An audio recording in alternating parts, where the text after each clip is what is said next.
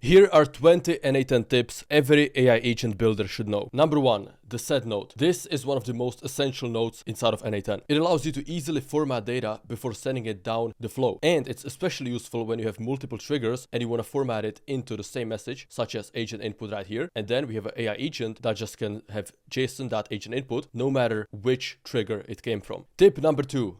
It's the if node. This is a simple if-else statement, just like in programming. If the condition defined right here is true, it'll be sent right here. If it's false, it'll be sent right here. And if you get an error, it'll be sent in the third path. The if statement is one of the most essential programming concepts out there, and that's why it's one of the most commonly used nodes inside of n8n. Tip number 3 is the switch node. You can think of this as a more powerful version of the if node. Instead of just having true or false, which is only 2 options, the switch can have way more options and you can validate data against multiple different conditions. Tip number 4, another essential node, is the filter. This one is used to narrow down the amount of data you have. So let's say you have 50 different leads coming in and you want to only have people who have income over $5,000 per month. You would set the condition in a filter and only those who pass that condition would continue down the flow into the rest of your automation. Now, tip number 5 is a bit more interesting because this is the think node, usually used with an AI agent. And this is basically a way to make the agent think even when you're not using a reasoning model. Basically, the think node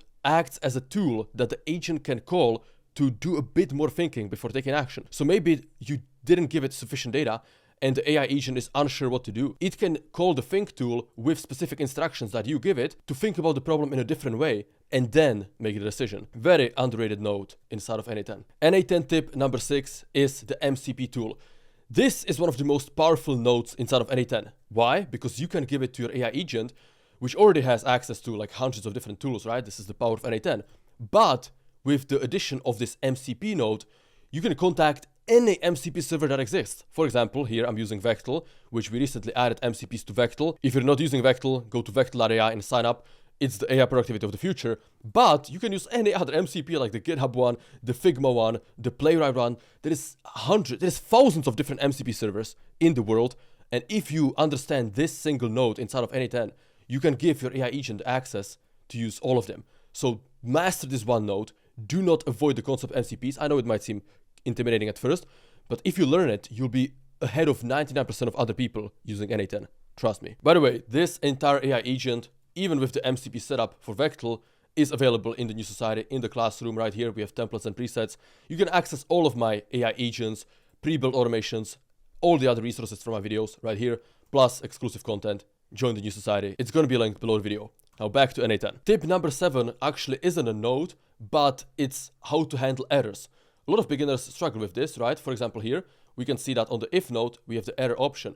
But if you go into settings, right here at the top, you switch to settings, there is this option on error, and you can select what should the node do when an error happens, right? Either stop the workflow or continue with the extra error output. So this means that you have this extra field, so you can customize what happens if an error happens. So maybe you send that to a different AI agent that processes it, analyzes what happened, corrects that data, and sends it down the workflow. But a lot of people never check this setting and do not customize what happens on error, which is a mistake. Tip number 8 is having a separate workflow for errors. So there's actually an error trigger inside of n8n, another thing that many people don't know, so that you can completely separate what happens when error happens from your main workflow that is like designed, in the 95%, 98% of situations when your automation is working flawlessly. Perhaps you want to handle your errors completely differently. That's why having the error trigger is useful, to have it in a separate workflow. Now, the beauty of having an error workflow is that it can be triggered automatically when any error happens here. So that, for example, here, you get an email message to myself. This is, David at Gmail. It's obviously not my Gmail, but I can put in like david@vectel.ai. Whatever your email is, you can put a WhatsApp message, Telegram message, and basically you can get a quick ping, a quick notification that, hey, there is an error in your automation that wasn't handled properly. Go look at it and go fix it. So I definitely recommend having an error workflow for more complex and critical automations, such as if you get paid by a client, a couple $1,000, you want to make sure that their automation runs. So definitely set up an error workflow with an easy way to contact you if something goes wrong. Now, actually, there is a big problem with our AI agent right now, and that's because it's not hosted anywhere. And the issue with using the default n8n hosting cloud is that number one, it can get expensive, and number two, it's limited by the number of executions, right? I don't want to be limited by how many times my AI agents can run. If I build a powerful AI agent, I want it to run as many times as I need to. This is where Hostinger comes into place. Hostinger is how I host all of my n8n agents, and that's because there is no limit on the amount of executions. Because with Hostinger, you get your own server. Here is how to set it up. If you get the KVM2 plan, which I would recommend you to get, you can literally run hundreds of AI agents on this plan, and it will cost you way less than if you used the n8n cloud. Especially if you go with the 24-month option, which I definitely recommend you do, because you want your AI agents running forever. You build them once and they save you time in perpetuity. And since Hostinger was kind enough to sponsor this video, if you use the coupon code DAVID, you will save additional 10% off on your annual or 2-year plan. Then what remains is selecting the server location, so just select whatever is closest to you. I'm in Czech Republic, so Germany is super close. And then for the operating system, click on n8n. They literally have a one-click install template for n8n. It couldn't be any easier, so click on confirm, and then click on continue, and log in with your Hostinger account, or just create one. And the last thing that remains is filling out your billing details and your credit card. I've been using Hostinger for months to host my n8n agents, and it really is the simplest and most affordable way to do so. So again, make sure to check out the link in the description, and remember to use code DAVID to get 10% off. Alright, so once you have your Hostinger VPS, go to the panel, click on Home, and select Manage. Here we can see how our virtual private server is running and all the usage you see about it. So this is another advantage over the n8n cloud. You can actually see this data that n8n otherwise wouldn't give you. So all we need to click is Manage App, and this will launch the n8n server where we can see all of our AI agents. Alright, n8n tip number 9 is keyboard shortcuts. So a lot of you are not using keyboard shortcuts enough, so here are the most essential ones. Control plus scroll is, scrolling and zooming in. Control S, just like in any file, is a quick way to save. Control or Command Z, by the way, all of these are Command on MacBook, Control on Windows, right? So just use your imagination. If you have a MacBook, replace Control with Command. So Command Z or Control Z is undo. So let's say you accidentally delete a node, oopsie, boom. Command Z, Control Z, undo. Control A is select all. So maybe you just want to quickly move everything around. Easy way to do that. Control C is an easy way to just copy a node. Control V, you paste it in. Control X or Command X, you cut it and then you paste it, right? So it doesn't copy, it gets moved. And the last two essential keyboard shortcuts is D. This is how you disable a node. Boom. Deactivate it. Super fast way to deactivate. And P is how you pin the data inside a workflow. So when your workflow is running and you don't want to reset it from scratch each time, just press P on the node and it will pin that data. So take a screenshot, memorize these shortcuts, and actually start using them, because this is going to make you a much faster n8n user and your productivity will become that much greater. n8n tip number 10 is a custom way to use the schedule trigger. So let's say you have a new workflow, boom, plus workflow, and we're going to use the schedule trigger right here. Most of you just use one of these default intervals, right? Seconds, minutes, hours, days, weeks, or months. But there is this custom one, cron, and this can handle a lot more customizability than all the other ones. For example, if you want to have something run every single day at 4:05 a.m., you can do something like this, right? 54 asterisk asterisk asterisk. And by the way, if you want to learn more about cron jobs, there's this website crontab.guru where you can set this up. It's actually not that difficult. I mean, the first time you look at it, it can be intimidating, but it gives you way more customizability over your schedule trigger. Now, this is particularly useful when you want to do something like only during the weekdays from 6 to 23, right? So like there is a 7-hour gap in the sleeping time, and then 1 through 5 is the days of the week. This normally you couldn't really do with the custom trigger interval, or you would have to have multiple triggers. It would be a mess. But cron allows you to put in custom ranges like this to have an automation run only during these specific periods, which can be very, very useful. Tip number 11 is the executions tab. So most of your time when you're building your automation, you're going to be probably stuck in the editor right here, right? But just as powerful is the executions. And most of you don't spend enough time in this. This is where you can see specific executions of your automation with the data, how that data looked at that time. This is the most important part. You can debug, okay, this one ran into error. What happened? What was the data looking like before it went to the AI agent? What was the prompt looking like? Okay, the agent didn't do the correct thing. Maybe my system prompt is bad. Or the agent did the correct thing, but it was misformatted. Executions tab is very OP, especially the more complex your automation gets. And most people don't realize that you can actually see what that data looked at the moment. It's not just to see when the execution ran. You can click and look into a specific execution and see the entire state of your automation at that time. So definitely spend more time in the executions tab, not just in the editor. Tip number 12, when you have the data pinned, for example, here you can see that in the Gmail trigger, you have this purple icon, which means the data is pinned. Right here, it says data pinned. You can build your automation way, way, way faster. So instead of having to like resend yourself an email to get the trigger every time, which a lot of you are doing because you don't know how to pin the data, which is super simple. It's literally right here. Boom, you have this pin, unpin data, or you can click here, unpin. This will allow you to build and test your automation that much faster because you don't have to like switch to Telegram each time, send yourself a new message and stuff like that. You can use the same data and just like, boom, run. Once this node is good, boom, run this node, run it 5 times, 10 times. Once you're happy with it, continue and build your automation way faster. Pinning data is absolutely essential if you want to build n8n automations as fast as possible. Tip number 13 is using OpenRouter. So a lot of you probably do not know what OpenRouter is, and it's basically an easy way to use any AI model in the world. So for example, if you go to OpenRouter, you can see GPT 4.1, you can see the model, you can see the different providers. This one only has OpenAI. You can see the different apps using it, such as Vectel right here. As you can see, we are at number 17 of the most consumers of GPT 4.1 tokens. So if you aren't using Vectel yet, go to Vectel.ai, give it a shot. But basically, if you use OpenRouter as the model for your AI agent, you can use any AI model that exists, not just the ones that n8n offers, right? Obviously, they have the main one like Anthropic, Google Gemini, OpenAI. They have the main ones. But let's say you want to use something obscure. If you go into models, and if we click on sort, you can click on newest and use like these super obscure models, right? Mistral, Minimax, Google Gemini 2.5 Flash, Kimi Dev 72B. I don't even know what these models are.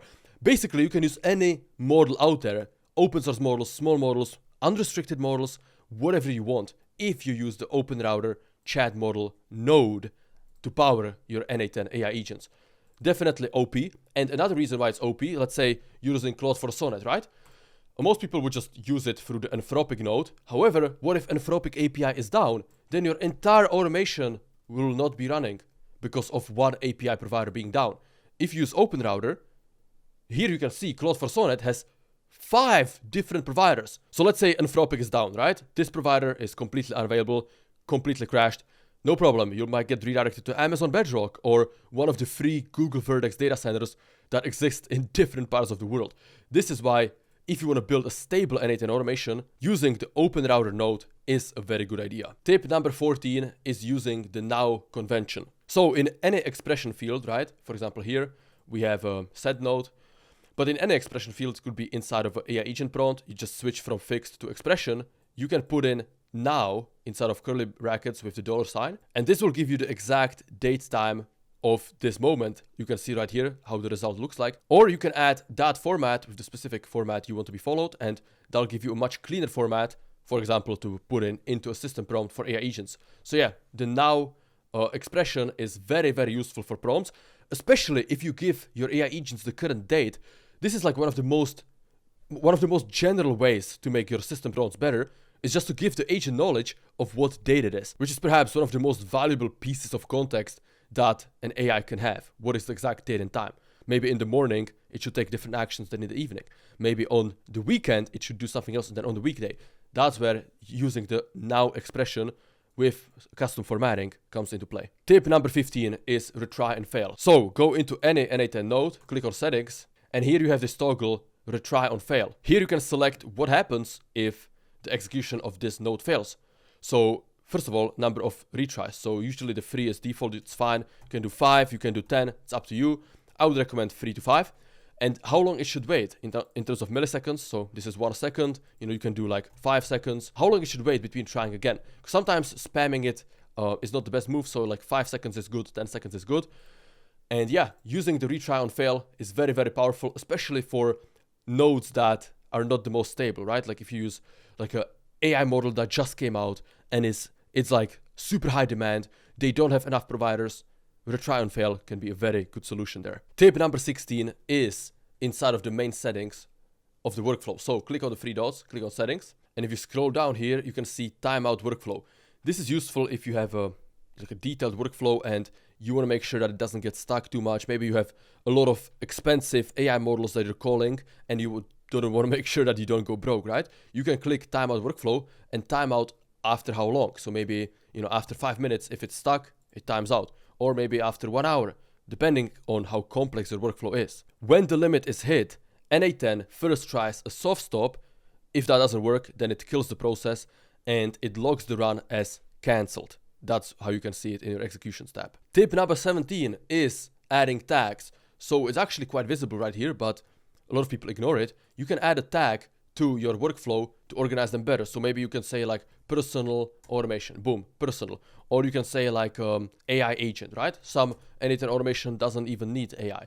Or you can say like Telegram trigger, whatever tag you want to use to categorize your automation. This is a very useful feature, especially if you have a lot of n8n agents like we do at our company. Using the tags can be a fast way to move around, to switch around, to see what you're looking at, to quickly understand, okay, this automation is using this type of trigger, or is using this type of AI model, or is outputting on Gmail, stuff like that. So use tags, especially once you reach like 10 plus automations. The next n8n tip number 18, works inside of any variable or any input, and that's to provide a default value. So when you do these two vertical lines, so let's say JSON ID is default, but then if that fails, you would do JSON chat input, right? So like, let's say this could be like a prompt. If it's not generated by AI, then you would have a default amount. Or let's say it should collect a date from a calendar event, but if that fails, then it will use today's date as a default. So anytime you want to make sure that you have like a default value, just put your main variable at the beginning of the expression, followed by these two vertical lines, followed by what should be the fallback in case the default fails. n8n tip number 19 is the code node. So this lets you write code. Now, if you're completely like, oh, I'm no code, that's a limiting belief. You should get completely rid of that. Even personally, I started the habit of spending the first hour of each day on improving my coding skills. Even though like I'm already one of the best vibe coders in the world, and I built an entire startup and scaled it to over $10,000 a month with just vibe coding, which by the way, all of that is documented in the New Society right here. How I built Vectel from zero to over $10,000 a month, which I don't think you can access anywhere else on the internet. So if you want to build your own AI startup, join the New Society. This is one of many exclusive resources, so check it out. But anyways, if you want to use custom code in n8n, this is how you do it with the code node. So here you can put it JavaScript, for example. They also support Python, but that's in beta. Maybe in the future they'll support other languages, but with Python and JavaScript you can do basically anything, right? And then whatever you want to do to your data, like custom formatting, custom parsing, processing, those are the most common ways people use the code node inside of their data. But in reality, you can do anything with code, right? The code node is there for you. So anytime you're like feeling, man, I wish n8n was a bit more customizable. I wish it could do a bit more. Maybe it could be solved with the code node, and maybe you're just limiting yourself by avoiding code. So one of the best habits you can do is put 20 hours into learning the fundamentals of programming. Whether it's JavaScript or Python, obviously these are the most popular languages in the world. All of you, I would highly recommend you put in 20 focused hours in learning the fundamentals of one of these languages or both, and this will massively improve your technical understanding when it comes to n8n, building AI agents, AI automations, or anything tech related. Definitely highly recommend, and especially it will allow you to use the code node with confidence. And tip number 20 is when you should use a simple AI chat node and when you should use an AI agent. Because, it can be tempting. Oh, yes, I want to use an AI agent. It's fancy. It's, seems to be more powerful, stuff like that. But a lot of the times it introduces unnecessary complexity. Whereas the chat mode, all you do is like you feed in a simple data point, you give it a prompt and you have a simple output. And there is not much that can go wrong. Not only is this fast, it can also be cheaper since there is like less context being fed in, less tool calling, stuff like that. And it's great for like quick summaries or classification, or where you don't need an advanced AI agent with tons of tools. Now, if you do need more complex workflow, like here, for example, where the AI agent is doing a lot, it has an MCP server, a think tool, a Gmail node, simple memory, structured parser, then obviously the AI agent comes into play. And you can think of the agent as like the orchestration brain, right? You can choose between different tools, HTTP, browser, database, and call them in sequence. and make a lot of the decisions. But if it's like a very linear workflow where you don't need the agents to make any decisions, you just need an AI model to do something specific, using the specific chat mode is oftentimes the better move. So yeah, these have been 20 n8n tips. If you apply all of them, you'll become a much better n8n builder. And if you want to get started, start by getting your own VPS on Hostinger. Especially if you get the 12-month or 24-month plan, you'll commit yourself to becoming someone who automates this workflow. Because a lot of you might, if you build your first n8n automation, that's already great. You're already better than 80-90% of people. But if you don't host it anywhere, you don't get the benefits, right? And this is what Hostinger makes so easy. Setting up your own server has never been easier. And with Hostinger, it's not only the most affordable way more affordable than the n8n cloud, but you also get unlimited executions. So no matter if you build 5, 10, 20 different AI agents, you can run them all at once with just the KVM2 server through Hostinger. So again, click the link below the video, use my link, David, to save another 10% on Hostinger. And yeah, I want to thank Hostinger again for sponsoring this video.